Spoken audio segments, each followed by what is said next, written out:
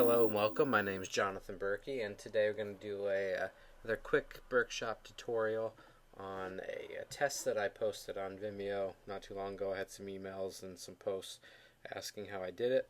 It's a fairly simple transition effect. I'll pull it up here. See, I called it the build-up test. So, show you real quick.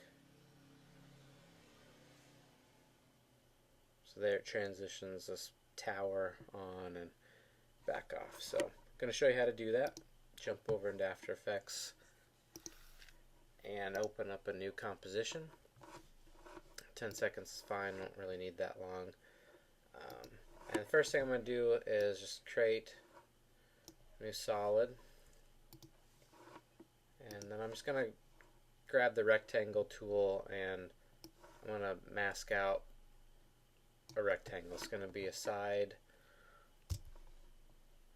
of the tower. So I can go to Layer, Pre-Compose, Move All Attributes. I'm just going to call this Side 1,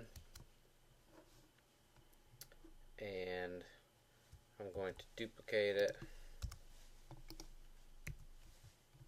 Side 2, make them both 3D.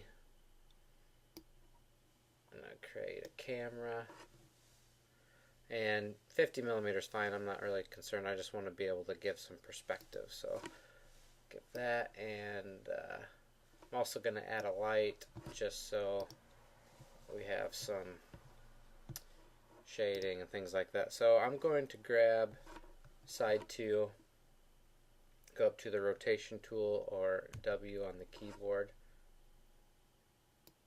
I'm going to hold down Shift, and I'm going to rotate it basically 90 degrees, and I want to slide it out towards about touching, and then if you hit C, you can orbit the camera. So you can see that they're not really touching, or they are touching, but this layer is still centered. So I'm going to slide it. Just kind of match up the corners a little bit. Rotate the camera. Grab this light. Back it off and slide it over so we can see kind of the whole thing. So really I'm just using this light so we can see both sides. That's all. And if you want, you could rotate it a little bit. Yes.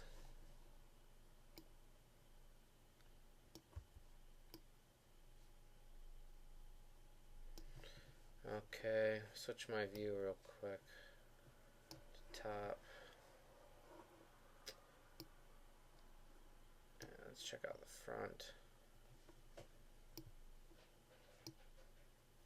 Oh. Full.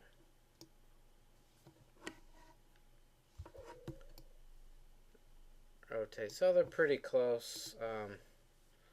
Can slide that. There, it looks like they're touching. And there we go. So I have basically like a tower. And that's it. So what we're going to do in order to apply the effect, let's go over here and I'm going to pull up Card Wipe. I'm going to drop it on side 1. So you can see now it's kind of broken into some segments. If I go to the transition completions right now, it's at 25%, which is default.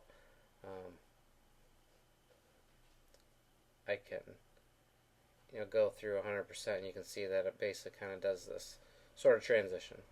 So I'm going to leave it right now in mid-transition so I can see what's going on. The first thing I need to do is, in order to achieve kind of the build-up effect, the look of it appearing on, is I need to take the background layer that's currently set to its current layer and select that to none. That way, as you see, now it's doing a complete transition rather than transitioning into itself. Go back to the middle, rows, I'm going to add quite a few rows. I'm just going to go to 35. I'm going to take the columns to 1, and I'm going to go in here and go to the flip order, top to bottom. Let's see what we have. So there we go. I could probably even up this 40.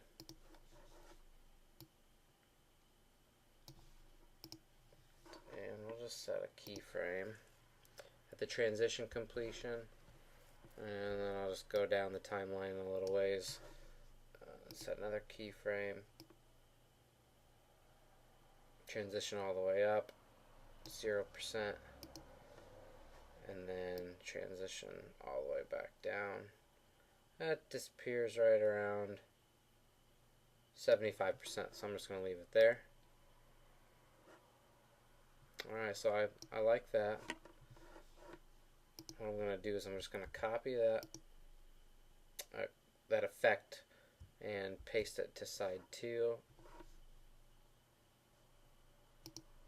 Actually, it didn't copy right. Let's go into, let's see if it'll copy,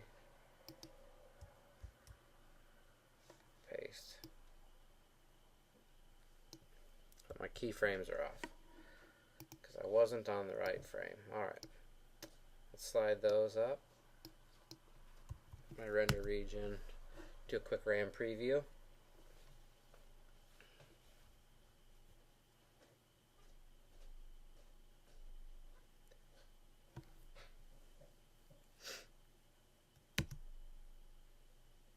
There you go. So now you have this transitioning, like it's basically like it's building. Maybe it's materializing, or you could reverse it and have it go away. Maybe you're showing a structure or diagrams, and you want to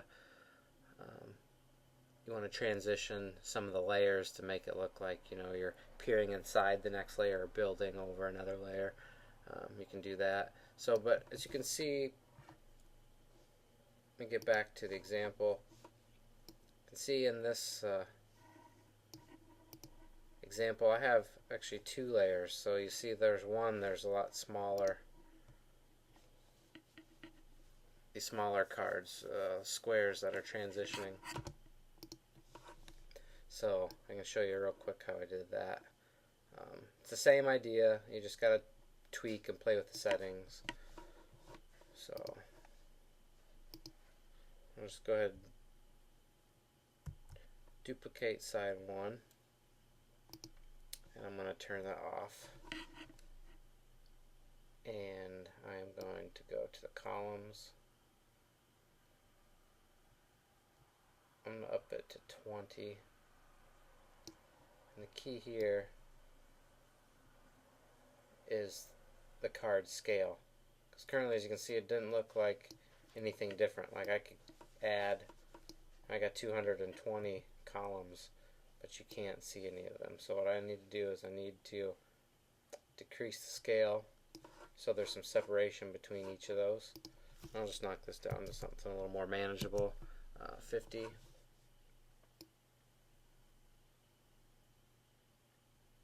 And there you go. There you have it. You have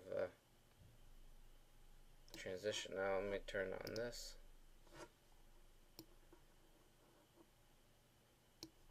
And maybe what we'll do is we'll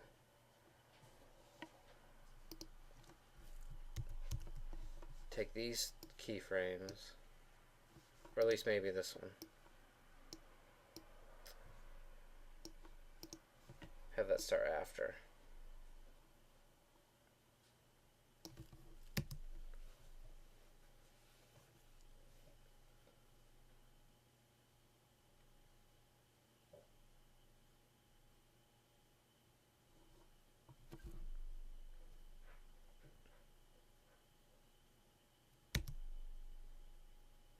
That might be too much.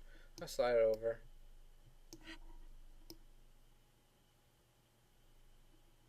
So maybe right there, there's 2 different layers of this transition occurring at the same time. giving a little bit different effect. You can tweak it however you want. Add some color, add a bunch of different layers. So just kind of a neat way to transition, and I thought, you know, it worked well with this column. I had an idea of like a building or some sort of architecture being transitioned like this, and so it seemed to work pretty well, especially with you know, having the perspective of the two layers built into like a column or a building.